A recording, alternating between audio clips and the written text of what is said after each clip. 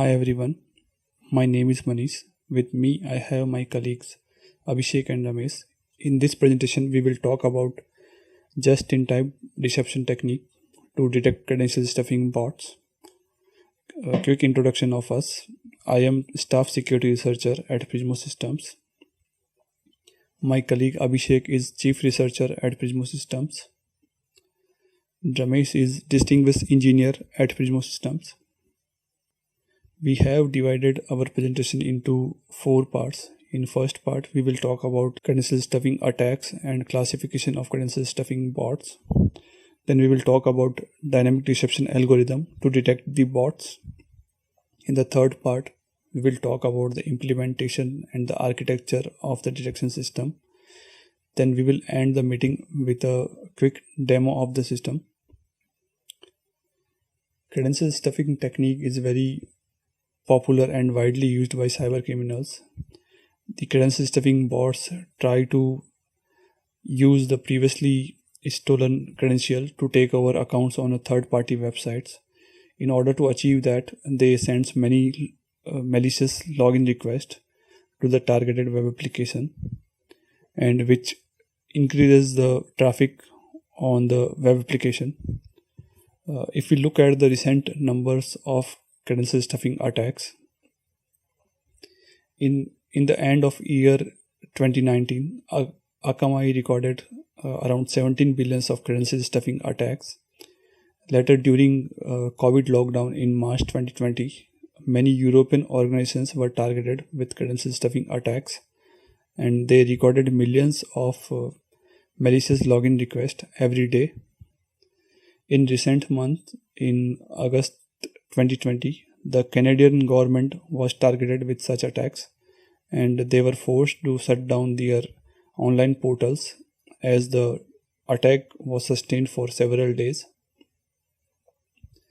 So, as we see, the number of attacks using the credential stuffing bots are increasing day by day, and it's becoming a bigger and bigger issue for any organization.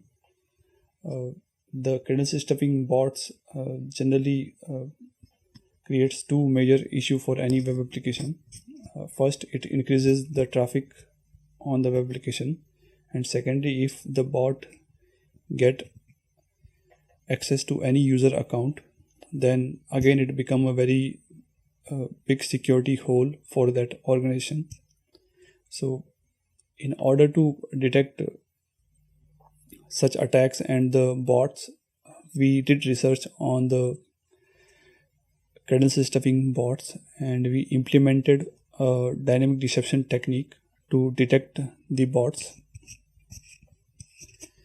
Using dynamic deceptions at runtime, we inject honey data into the login page of the web application, and the major benefits of using dynamic deception for such attacks is like the bots get detected on their very first malicious login attempt, and that solve the first major issue of bots, that is like the malicious traffic reduced instantly.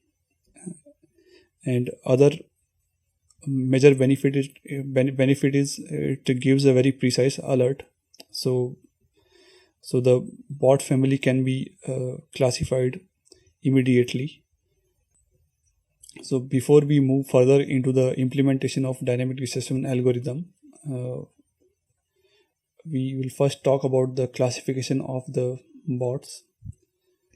We can classify the credential stuffing bots in two major categories, that is based upon the manner in which the credentials are inserted by the bots.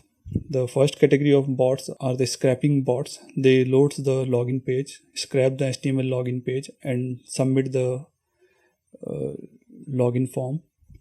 And the other category of bot is they directly use the login APIs to submit the login request.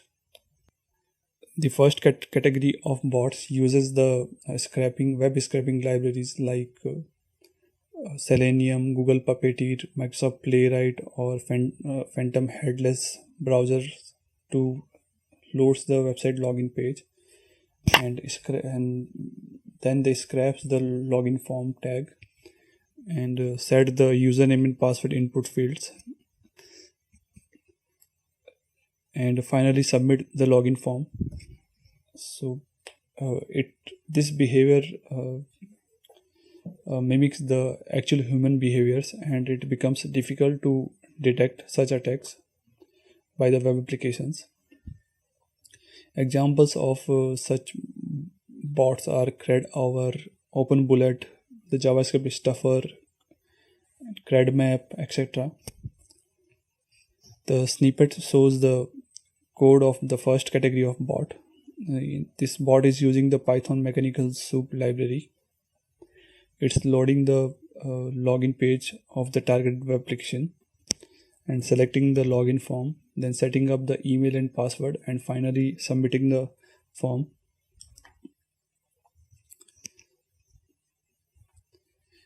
The second category of bots are very straight. They directly use the get or post request APIs to send the login request on the web application. These bots do not load or scrap the HTML login page. Examples of such bots are Apex, Sniper, or Sentry MBA, the Hydra tool, etc. This code snippet shows the code of the second type of bots, and it's using the Python request library to send a post request. It's setting up the username and password into the post request.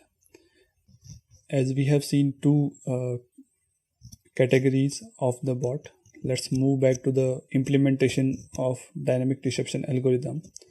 It will be covered by Abhishek. Thank you, Manish. As my colleague mentioned, the credential stuffing bots they make use of the libraries such as Phantom.js, Python, Mechanical Soup to parse the login pages.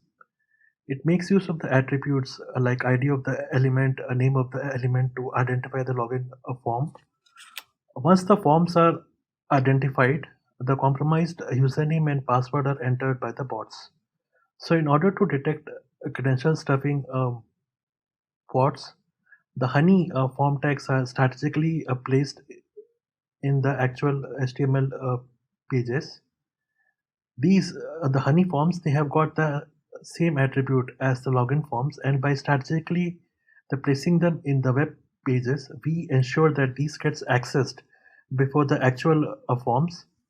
Once a username and the password are being entered, then these gets validated by the algorithm for determining if the username or the password has been entered by a bot or by an actual user.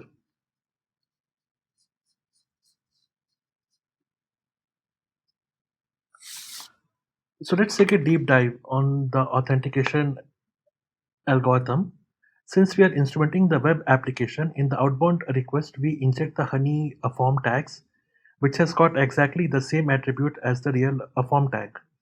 Now, besides the same attribute as the real form tag, we also introduce a unique random number h1 and r1. H1 denotes the random number which is being introduced in the honey form tag, and similarly R1 denotes the random number which is introduced in the real form tag. To compute these random numbers, we make use of the symmetric key and the hashing key. The SK honey form it denotes the symmetric key used for the generation of the random number for the honey form tag. SK real it denotes the symmetric key used for the generation of the random number for the real form tag. And similarly, SHA honey form is the hashing key for the honey form, and SHA real form is the hashing key used to compute the random number for the real form tag. Now, when a page is being served to the user, then this is how it looks like. As we can see in this page, that all the attribute it remains the same as the real the form tag, and besides the attribute, we have also introduced a random number. So, in order to compute H1 and R1, we use the following algorithm. We compute the current time Once we have computed the current time, then after that we compute the hash of the current time. The current time and the hash of the current time, then it gets encrypted with the symmetric keys. So in order to compute R1, we use the symmetric key of the real form tag and the hashing key of the real form tag. And similarly, to compute the random number for the honey form tag, we use the symmetric key of the honey form tag and the hashing key of the real of the honey form tag. Now, when any username or the password is being entered in the form tag, then along with the username and the password, these random number is also being sent. So in case of a honey form tag, if the honey form tag is being accessed, then H1 will be sent. If the real form tag is being accessed, then R1 will be sent. So once we receive once we receive any incoming request, then we extract these random the values which are with the username and the password. Once these have been extracted, then we decrypt the random the values by using the symmetric key of the honey form tag. Once we have decrypted the random number, we get the time and also the hash of the time. The time is the time is extracted. The hash of the time is computed. If the hash of the time is same as the hash which is inside the incoming request, then we can say that this request has been generated by the bot. In case of the second category of the bot, since they use the REST APIs to directly enter the username and the password, so in that case, R1 it won't be there in the post request. Now my colleague Ramesh will share the details of that how we have implemented the dynamic deception.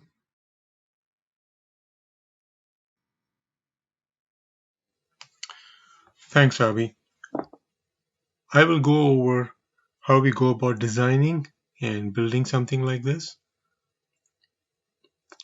Let's say you have a web application, maybe a Java web app, and it's instrumented with an agent at runtime. So it instruments whatever it needs when the application is coming up. And you have a browser that's making a request for the login page. What we'd like to do is return a response which is instrumented and which has the honey form and the field with the encrypted value. So let's say this is the original login page that goes back in the response from the application. We'd like to return something like this, where the top you see the box with the honey form, and the lower half you see the field with the encrypted value. So if you look at a Tomcat server, for instance, which is a servlet container, this is a typical request processing that goes on. It's handled by, at the entry point, handled by a request handler, an application request handler, some middle tier code, and then the application makes some backend invocations, like maybe to a database or some REST API calls, and then the response starts winding back up. When an application agent instruments such an application, we are really interested in tracing the transaction.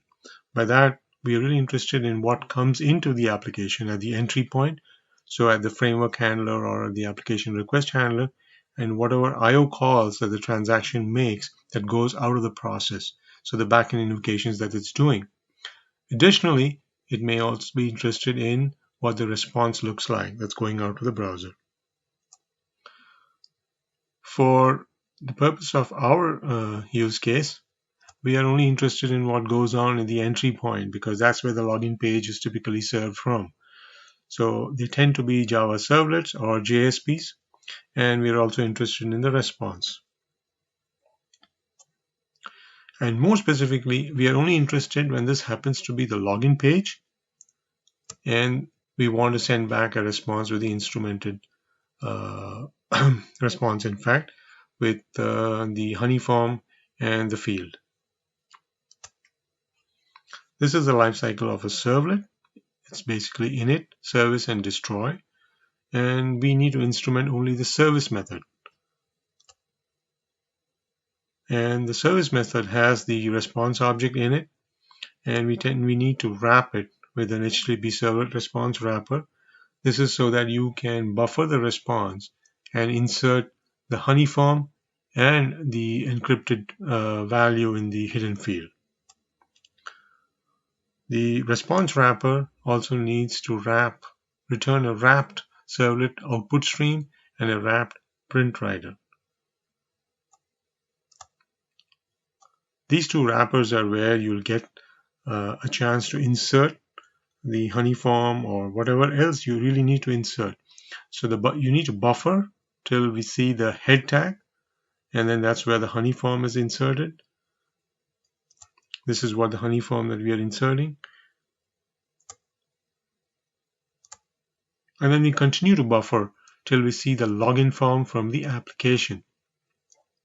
And that's where we insert the hidden field with the encrypted value,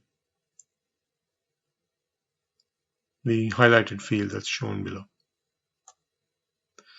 Now this is when the request with the post parameters, that is the login credentials, are sent back to the server or to the application. We need to extract the parameters from the request, and we also have to remove the encrypted value and the field itself from the request because the application is not expecting that and it might break it. Then we allow the application to process the login request, but this data that we collected is sent to our server where it can determine whether the request happened to be from a bot or from a real human being. We have a quick demo to show you how this works, and my colleague Manish will go over it. Thanks, Ramesh. In this demo, we have a login web application written in Java. Using dynamic reception, we have injected a JavaScript code in this login page, and this JavaScript code creates the honey data on HTML body load event.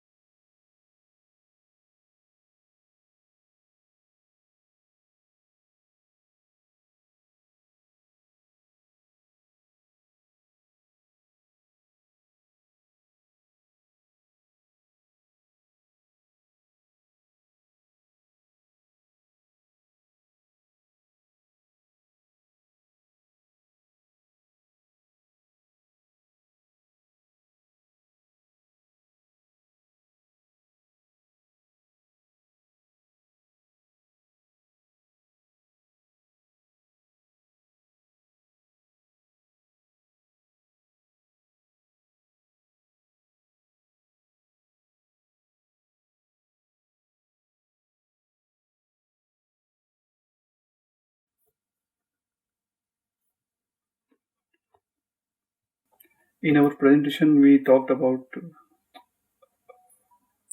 credential stuffing attacks and the classification of credential stuffing bots and how dynamic reception can help prevent and detect such attacks. If you have any question or concern, please contact us on our email IDs. Thank you.